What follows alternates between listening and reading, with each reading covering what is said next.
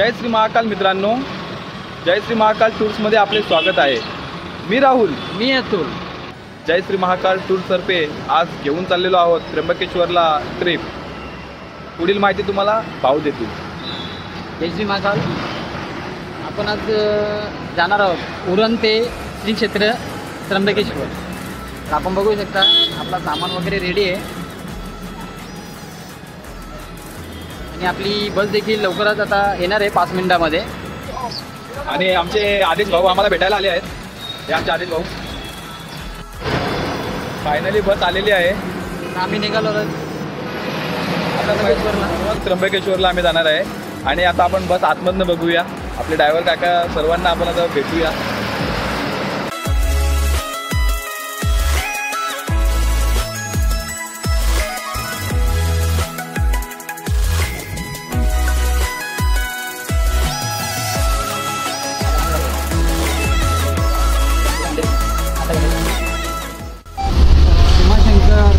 नाशिक पुणा दर्शन वगैरे असं सगळं आपल्या टूर चालू आहे।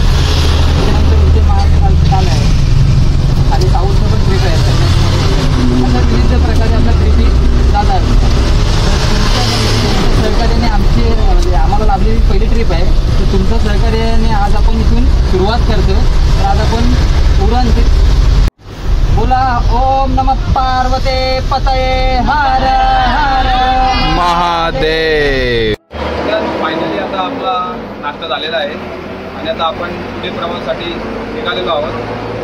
थोडी ट्रॉफिक होती म्हणून थोडा आम्हाला उशीर झाला आणि आता रस्ता पण क्लिअर झालेला आहे आणि आता आम्ही लागणार आहोत समृद्धी महामार्गाला आणि नॉन स्टॉप गाडी डायरेक्ट नाशिक।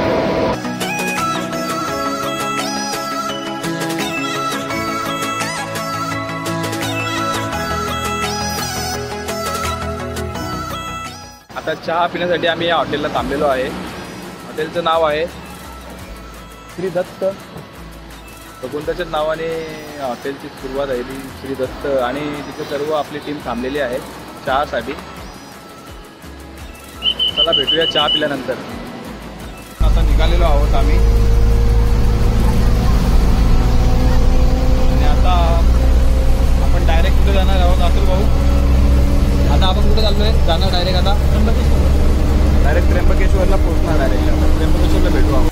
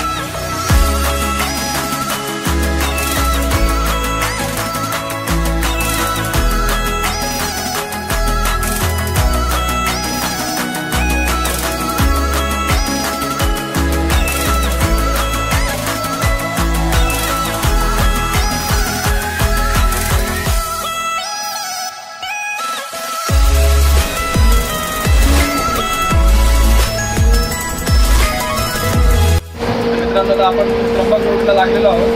त्र्यंबकेश्वर आता आपल्या थोड्याच वेळा देणार आहे आणि महादेवाच्या दर्शनाला आम्ही जाणार आहोत. आम्ही तुम्हाला आतमध्ये गाभाऱ्यातला व्हिडिओ दाखवू शकत नाही, पण आम्ही तुम्हाला मंदिराचा परिसर दाखवू शकतो, कारण की आतमध्ये मोबाईल अलाउड नाही आहे.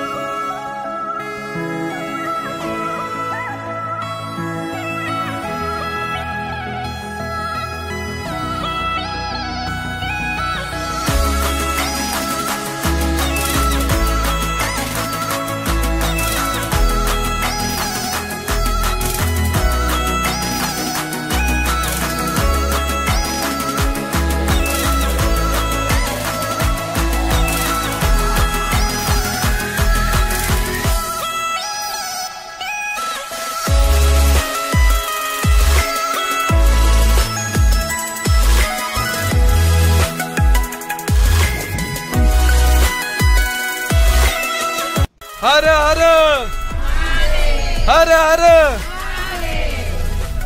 चला आपण त्र्यंबकेश्वर मध्ये आलेलो आहोत. तर तुम्हाला सर्वांना कसं वाटतंय आता इथपर्यंत तुम्ही ट्रॅव्हल केला, इथपर्यंत कसं वाटतंय? छान वाटलं. ओके.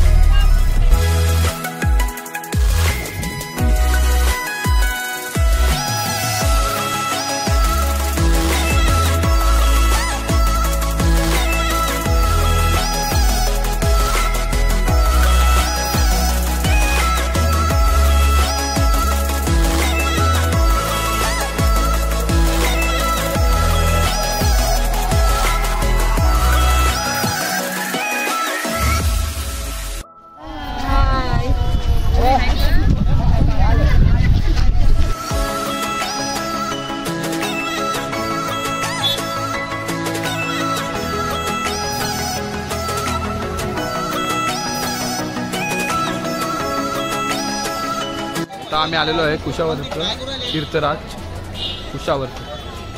इथे माता गोदावरी नदीचं उगमस्थान आहे.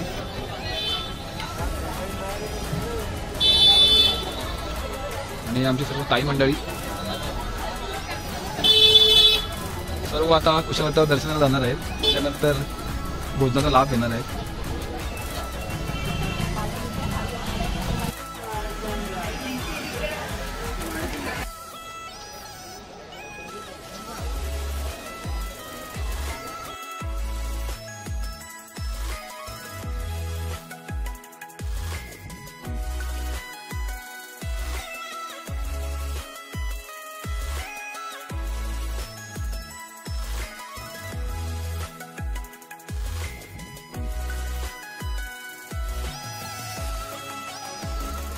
सुंदर अशी पुरातन तत्वज्ञानाची कलाकृती आहे.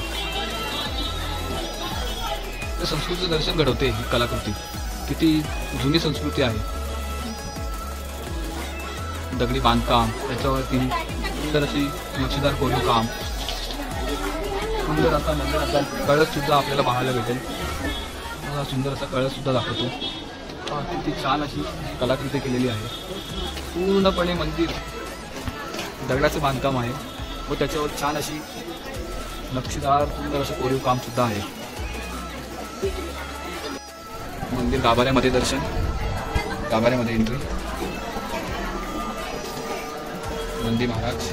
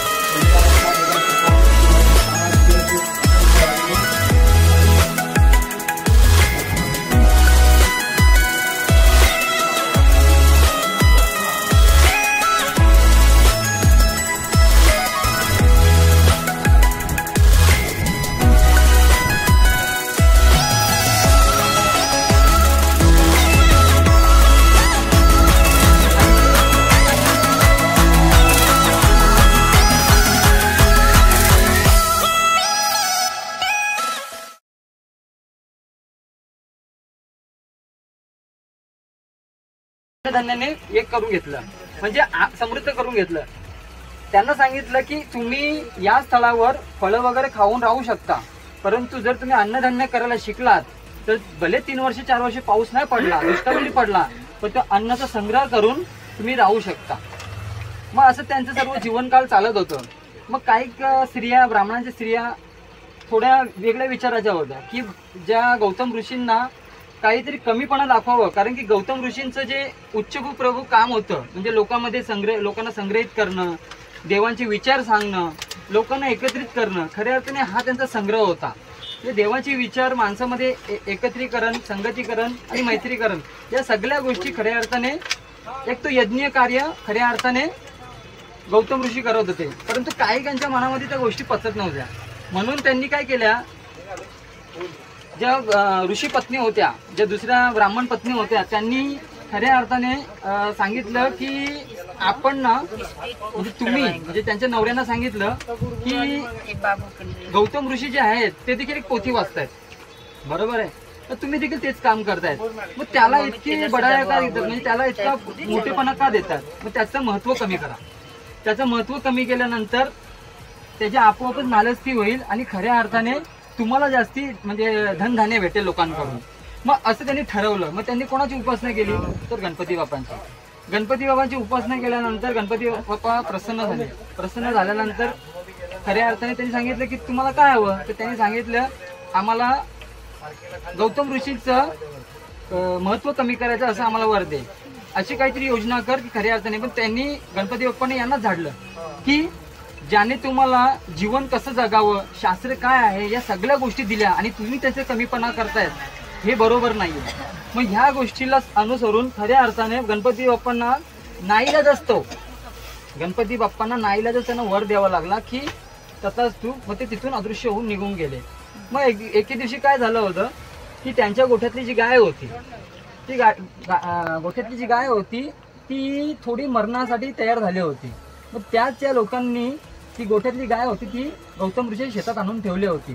गौतम ऋषींना काय वाटलं की खऱ्या अर्थाने की जी गाय आहे ना, ती गाय म्हणजे एखादं ढोर आपलं शेत खातंय म्हणून त्यांनी एक काठी फेकली आणि काठी फेकल्यानंतर ती गायीला लागली. गायीला लागल्यानंतर ती गायी मरण पावली आणि पातक काय लागलं, ते गोहत्येचं पाप लागलं. परंतु खऱ्या अर्थाने असं आहे की त्याच लोकांनी गाय उचलून जी मरण पावलेली होती ती त्यांच्या शेतामध्ये आणून ठेवली. फक्त निमित्त काय झालं, काठी फेकली आणि गाय मरण पावली होती. मग त्यांनी काय सांगितलं की गोहत्येसारखं पाप नाही. मग याची नालस्ती चालू केली. कोणाची? गौतम ऋषींची.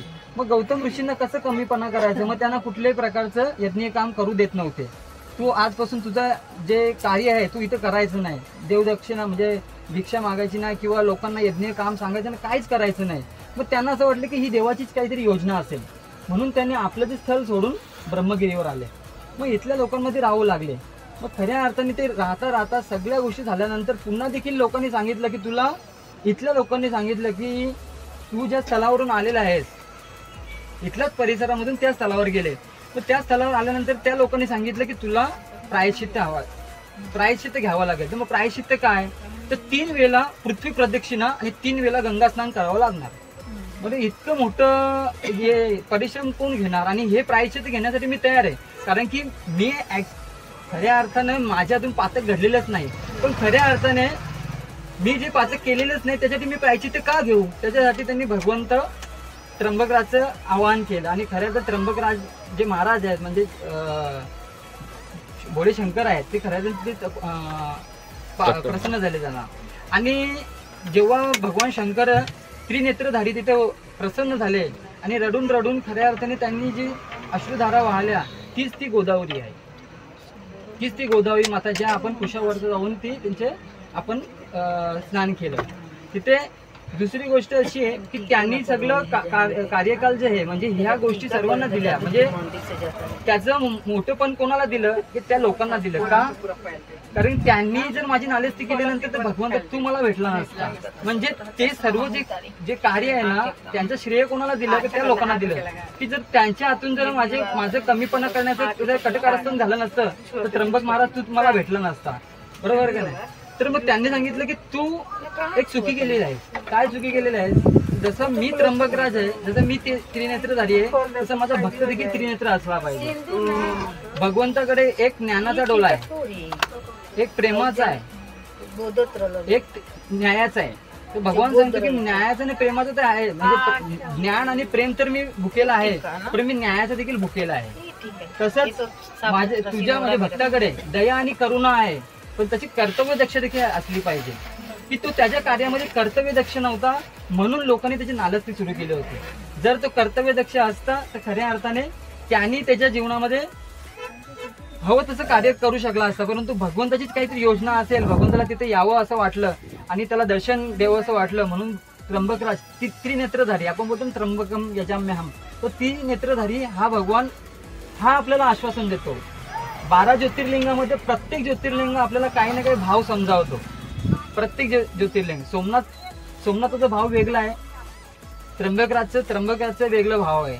जसं उज्जैन महाकालला जाईल तिथलं भाव वेगळा आहे. प्रत्येक ज्योतिर्लिंग वेगळा भाव उत्पन्न करतो.